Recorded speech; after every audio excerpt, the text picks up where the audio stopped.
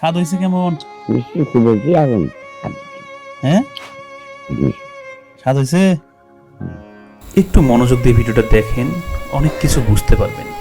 আমি নিজেই বাকরুদ্ধ। চলুন মূল ভিডিওতে নিয়ে যাই। আসসালামু আলাইকুম। মনে আছে ওই দাদির কথা? সেই দাদির কাছেই আমরা আজকে যাব এবং তার জন্য আমি স্পেশাল পায়েস রান্না করে নিয়ে এসেছি। আসুন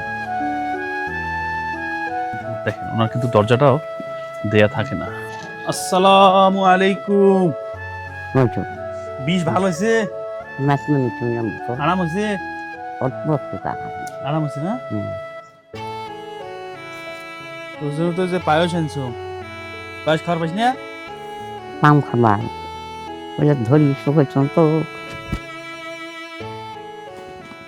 এই যে পায়েস। এত গাছের মাইনে হ্যাঁ না, খা মুই তুই খা, মুই দেখো এই প্লেটও ঢালি দে, পানি গ্লাসে পানি দে। পানিও নাই আনু নাই পানি আনিস না?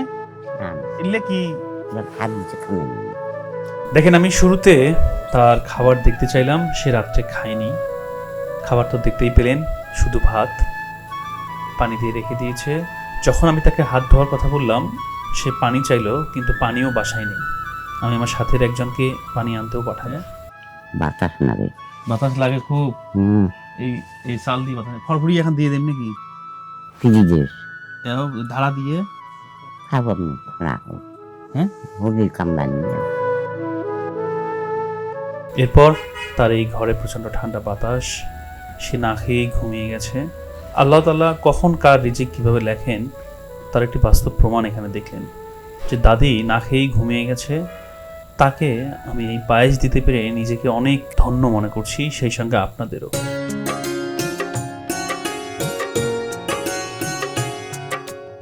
স্বাদ হয়েছে কেমন? মিষ্টি খুব বেশি এখন হ্যাঁ, স্বাদ হয়েছে।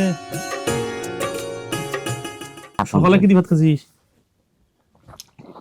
আলু ভাজা আলু ভাজা। দুপুরে ওইটাকে খেতাম তাকে রাইতো আচ্ছা খাইনি রাইত কি তরকারি ছিল? কোনো তরকারি তো নাই। সুখী হতে আসলে কি দরকার? দেখুন, কতজন কত কিছু পেয়েও খুশি না, কিন্তু এরা খুব অল্পতেই খুশি। শেষে তো আমাকে আসতেই দিচ্ছে না। আমি নিজেই বাকরুদ্ধ। আল্লাহ তাআলা আমাকে যেন এরকম ভালো কাজ করার সুযোগ দেয়, এবং আপনাদেরকে এটা দেখাচ্ছি কারণ আপনারা দেখলে বুঝতে পারবেন মানুষ কিভাবে থাকে, কিভাবে বাঁচে, আমাদের কিভাবে চলা উচিত, বাঁচা উচিত। দুধ ভাত খান, আমার জন্য দোয়া করিস, সবার জন্য, সবাই যেন ভালো থাকে। সবাই যেন ভালো থাকে দুধু ভাই তোর বেটা ভাইস্তের জন্য দোয়া করিস, সবার জন্য, সবাই যেন ভালো থাকে। সবাই যেন ভালো থাকে আল্লাহ ভালো যাবে সার্বিয়ান মসজিদ মান করতে ইয়া আর কি খাবো? আর না খাম কি খাবার মনে হয় খাওয়া তুই? না খাম আর না খাম কত দিলে পথে হ্যাঁ বলে মরে সহ্য করবে কলজা ভরে দিছে। তুই কি তারপর কি খাবার চাইছিস? ও একটা আর না খাম এই কত আর না খাম অমৃত কে হ্যাঁ ঠান্ডা লাগছে। কত সুতেক সুতেক মুই কম্বল গাদ দিয়ে যাম।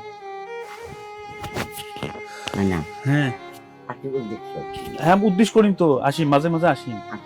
দোয়া করুন দোয়া করুন ভালো দুধ আসসালামু আলাইকুম দর্শক, দেখতে পেলেন অবস্থাটা। এই ঘরে একাই থাকেন এবং আজকে রাত্রে উনি অভুক্ত ছিলেন। ভাগ্যক্রমে আমরা এখানে এসেছি এবং তাকে পায়েস খাইয়েছি, তিনি অনেক খুশি তৃপ্ত।